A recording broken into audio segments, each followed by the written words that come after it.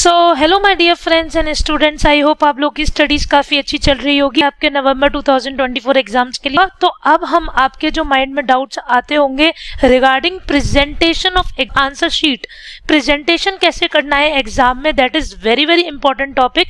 उस पर हम चर्चा करेंगे। आपके माइंड में किस टाइप के डाउट्स आते होंगे कि मैम अगर कुछ पार्ट आंसर में सही है लेकिन बाकी का पार्ट अगर हमारा गलत हो गया तो स्टेप मार्किंग कैसे मिलती है, और मैम हमें किन बातों का ध्यान रखना है प्रेजेंटेशन के टाइम पर, कैसे हमें थ्योरी क्वेश्चन प्रेजेंट करना है, कैसे हमें प्रैक्टिकल क्वेश्चन प्रेजेंट करना है।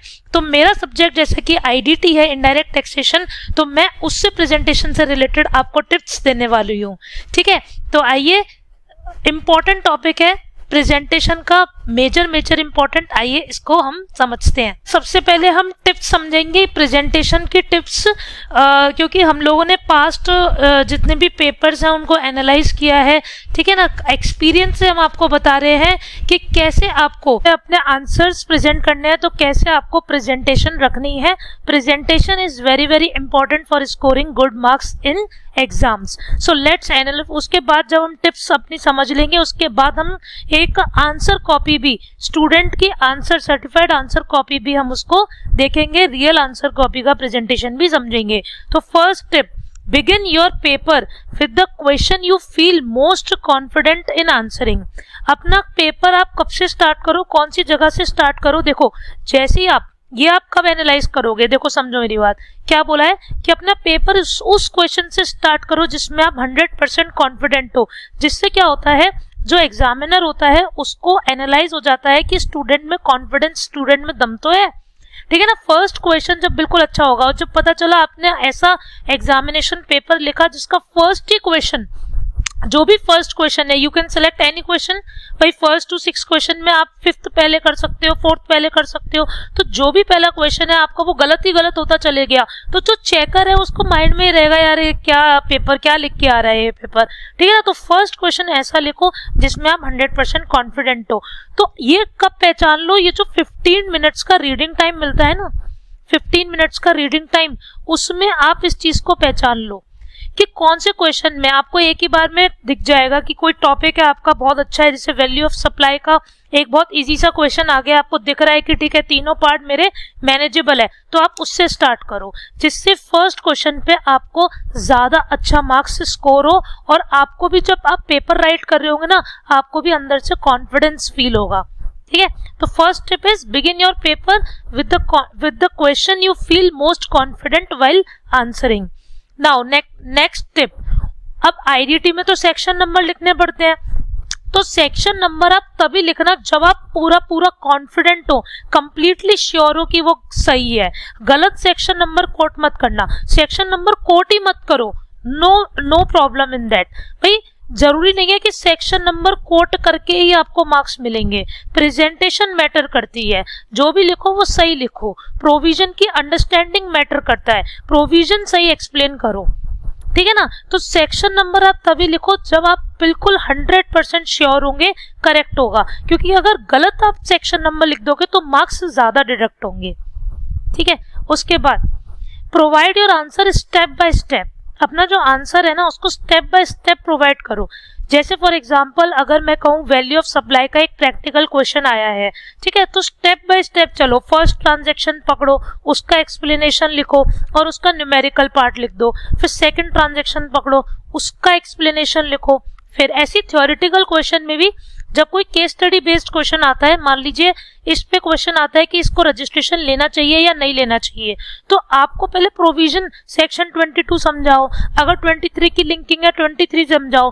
बीच में अगर ऐसा आ गया कि ये सप्लाई है भी है या नहीं, तो आप सप्लाई की डेफिनेशन से रिलेटेड समझाओ। उसमें भी अगर आ गया कि विदाउट कंसिडरेशन वाला टच आ रहा है शेड्यूल 1 का, तो शेड्यूल 1 समझाओ। तो स्टेप बाय स्टेप आपको आंसर का, ये नहीं स्ट्रेट फॉरवर्ड आपने आंसर दे दिया।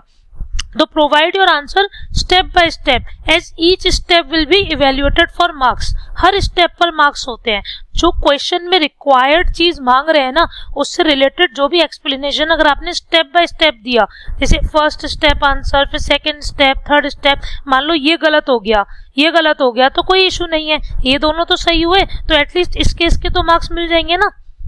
ठीक है, avoid giving a direct answer, direct answer नहीं देना है। फॉर एग्जांपल अगर केस स्टडी आई है कि XYZ लिमिटेड को रजिस्ट्रेशन रिक्वायर्ड है या नहीं, आपने स्ट्रेट फॉरवर्ड आंसर स्टार्ट ही ऐसे किया, यस XYZ लिमिटेड को रिक्वायर्ड है, नहीं ऐसे नहीं देना आपको, पहले प्रोविजन एक्सप्लेन करना है। उसके बाद इन compulsory question number 1 each working note is graded individually, हर वर्किंग नोट के मार्क्स होते हैं, ठीक है ना। कंपल्सरी क्वेश्चन नंबर 1 में क्या होता है, पहले तो आपने उसकी पूरा प्रैक्टिकल पार्ट सॉल्व कर दिया, ठीक है, जनरली प्रैक्टिकल पार्ट ऐसे आपने सॉल्व कर दिया, जनरली ITC से रिलेटेड आता है। फिर नीचे आपने हेडिंग लिखी वर्किंग नोट, और एक एक वर्किंग नोट आपको प्रॉपर्ली एक्सप्लेन करने हैं, क्योंकि हर वर्किंग नोट के मार्क्स होते हैं। अरे नहीं लिख के आ रहा वर्किंग नोट तो आधे मार्क्स मिलेंगे, ठीक है, ध्यान रखना। तो वर्किंग नोट लिखना बहुत जरूरी है। अब वर्किंग नोट लिखने की प्रैक्टिस आप कर लीजिए, परफेक्ट प्रैक्टिस बुक में भी हमने वर्किंग नोट डाल रखे हैं, तो 2-3 बार पढ़ोगे और 1-2 क्वेश्चन आप प्रॉपर सॉल्व करोगे वर्किंग नोट लिखते हुए, तो डेफिनेटली आप एग्जाम में भी अच्छी प्रेजेंटेशन कर आएंगे। उसके बाद फॉर ट्रू, अब जैसे क्वेश्चन में कभी कभार ट्रू फॉल्स के क्वेश्चंस आ जाते हैं, जैसे क्वेश्चन आया मान लीजिए 5 का A पार्ट, और उसमें भी first, second, third, fourth, fifth individual question पूछे, और हर क्वेश्चन में आपको क्या बताना है, ट्रू एंड फॉल्स बताना है। अब आप खाली ट्रू फॉल्स लिखे आए तो ऑब्वियस है आपको आधे मार्क्स मिलेंगे, हाफ मार्क्स मिलेंगे, क्योंकि हर क्वेश्चन 2-2 मार्क्स का मान लीजिए आया है, तो आपको प्रॉपर प्रोविजन लिखना है, प्रॉपर एक्सप्लेनेशन लिखना है। तो for true false question worth 2 marks each, make sure to include the provision for justification for your answer, ठीक है, आप लोगों को रीजन भी लिखना है, प्रोविजन लिखना है properly. If you only write correct और incorrect without an explanation you will receive only half the marks even if your answer is right. अगर आपका आंसर राइट है तब भी आपको क्या मिलेंगे, आधे मार्क्स मिलेंगे, ठीक है, आपको 1 या हाफ एन मार्क्स मिल जाएगा। आपको प्रोविजन और एक्सप्लेनेशन जस्टिफिकेशन जरूर लिखना है। उसके बाद नेक्स्ट टिप क्या है, read carefully what is asked in question. ये जनरली बच्चे गलत करते हैं, पूरा क्वेश्चन दे रखा है फुल, एक पेज में क्वेश्चन पेपर है, मान लो क्वेश्चन नंबर 5 का A है, ये पूरा क्वेश्चन दे रखा है, ठीक है, और लास्ट में रिक्वायरमेंट होती है ना क्वेश्चन की, तो बच्चे ये रिक्वायरमेंट ही नहीं पढ़ पाते, उनको क्या लगता है स्टार्टिंग में यही पूछा होगा, ठीक है, इसको भाई डिटेल में पढ़ लिया करो। पता चला क्वेश्चन की रिक्वायरमेंट के में क्या पूछा था कि टैक्स कैलकुलेट करके आना था, और आप तो टैक्स कैलकुलेट करके ही नहीं आए, आप सिर्फ इतना बताया है कि टैक्सेबल है।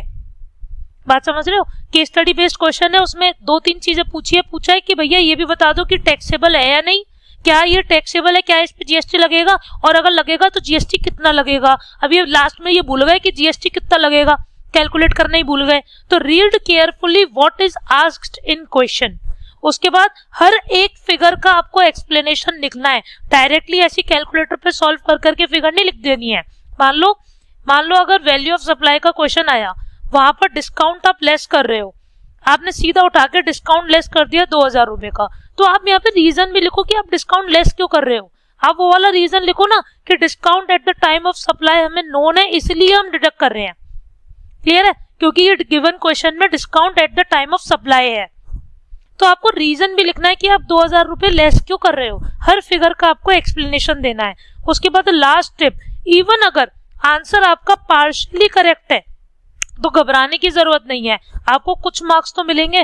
तो अगर कोई क्वेश्चन आपको पूरा आ नहीं रहा पेपर में, आप पेपर करने बैठे हुए हो और आपको नहीं आ रहा कि ये क्या लिखूं, तो उसमें कुछ तो लिख के आओ, एटलीस्ट अगर कुछ पार्ट करेक्ट होगा तो आपको कुछ पार्शियली मार्क्स तो मिलेंगे, क्योंकि स्टेप बाय स्टेप मार्किंग मिलती है, फुल 0 नहीं मिलता, स्टेप बाय स्टेप मार्किंग मिलती है। तो आइए अब एक सर्टिफाइड एक स्टूडेंट की कॉपी देखते हैं कि कैसे आपको एग्जाम में प्रेजेंटेशन रखनी है। ये आपको सर्टिफाइड कॉपी आंसर शीट, आइए इसको हम देखते हैं। सबसे पहले जो MCQ का ऑप्शन का पेज होता है वो आपकी स्क्रीन पे है।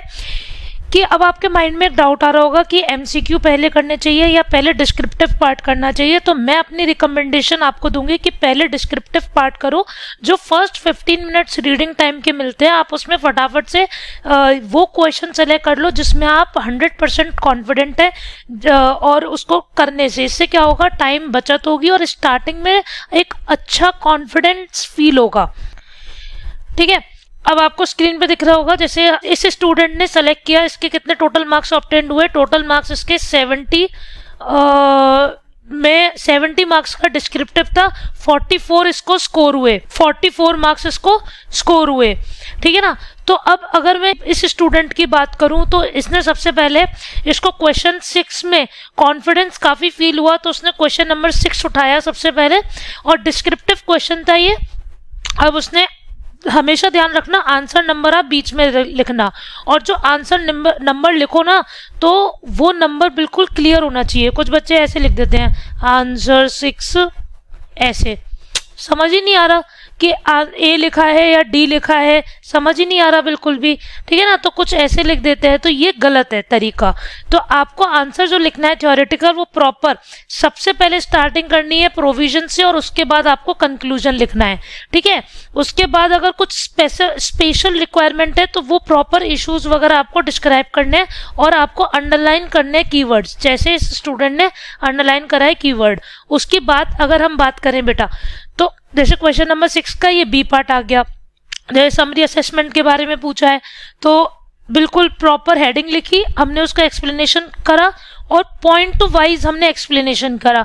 जो हमने अपनी लाइव क्लासेस में भी पढ़ा है, तो हमने टॉपिक को भी, थ्योरी टॉपिक्स को पॉइंट वाइज ही समझा है, तो उन्होंने वही पॉइंट्स उसको प्रॉपरली एक्सप्लेन करा। जहां उसको याद था उसने सेक्शन नंबर भी कोट किए हैं, ठीक है। तो सेक्शन नंबर तभी कोट करना जब आपको अच्छे से याद हो कि हाँ सेक्शन नंबर सही है, इसको याद है तो इसने कोट किए हैं, ठीक है। मार्क्स भी इसको फुल मिले हैं फिर उसके अकॉर्डिंग, ठीक है। यहाँ पर इसको क्वेश्चन नंबर 6C में इसको 5 मार्क्स मिल गए पूरे। उसके बाद अगर हम बात करें क्वेश्चन नंबर 2, अभी आया न्यूमेरिकल क्वेश्चन। न्यूमेरिकल क्वेश्चन में जो भी आप जिस जो ट्रांजेक्शन लिखा है ट्रीटमेंट करना है, तो ट्रांजेक्शन का जो ट्रीटमेंट है आपको वो एक्सप्लेन करना है पहले। उसके बाद आगे चलते हैं, नेक्स्ट क्वेश्चन देखते हैं किस टाइप की प्रेजेंटेशन रखनी है। ये आपके हो गए नोट्स। देखो नोट्स की प्रेजेंटेशन, एक एक नोट्स प्रॉपर इन्होंने दिया है स्टूडेंट ने। क्वेश्चन नंबर 2B का देखते हैं, प्रैक्टिकल क्वेश्चन है, तो हर न्यूमेरिकल जो फिगर है उसका एक्सप्लेनेशन होना बहुत जरूरी है, उसका एक्सप्लेनेशन लिखना बहुत जरूरी है। आगे क्वेश्चन 5 का B पार्ट देखते हैं, तो अगर क्वेश्चन 5 का B पार्ट देखो स्टेप बाय स्टेप आंसर दिया है, एक एक स्टेप का आंसर दिया है, जिससे स्टेप बाय स्टेप मार्किंग मिल सके। अगर कोई स्टेप गलत भी हो गया तो भी कोई दिक्कत नहीं है, बाकी जो स्टेप सही होंगे उनकी तो मार्क्स मिलेगा। फिर गिवन केस में एक्सप्लेन किया कि पेनल्टी का अमाउंट क्या क्या है, जो हमने पेनल्टी का चैप्टर देखा था, विच एवर इज हायर करके, ठीक है ना। तो प्रॉपर एक्सप्लेनेशन जरूरी है। अब देखो जैसे ये प्रैक्टिकल क्वेश्चन है, कस्टम ड्यूटी कैलकुलेट हुई है, तो 1 2 3 पॉइंट करके यहाँ पर पहले अपना प्रैक्टिकल सॉल्व कर दिया और लास्ट में नोट लिखना चालू कर दिया। लास्ट में नोट लिखा, तो नोट, वर्किंग नोट देना बहुत जरूरी है। तो आपको प्रेजेंटेशन बिल्कुल ऐसी ही रखनी है, ज्यादा मतलब कटिंग वगैरह नहीं करनी, साफ सुथरा। और कटिंग भी करो ना तो सिंपल ऐसे करो जैसे इसने करी है स्टूडेंट ने, मतलब एक ही लाइन, एक लाइन की कटिंग, ऐसे नहीं। कुछ लोग क्या करते हैं ऐसे कटिंग कर देते हैं, ऐसे कटिंग नहीं करना, आपको सिंपल 1 लाइन में कटिंग करनी है। अगर आपको गलत आपसे लिख भी गया तो ठीक है, बहुत नीट और क्लीन प्रेजेंटेशन रखनी है, काफी नीट क्लीन प्रेजेंटेशन आपको रखनी है। तो ऐसे आपको प्रेजेंटेशन रखना है। तो हम आपके लिए सर्टिफाइड कॉपी लेके आए हैं। आई होप आपको काफी नॉलेज इससे मिली होगी देखने से कि कैसे आपको एग्जाम में प्रेजेंटेशन रखनी है।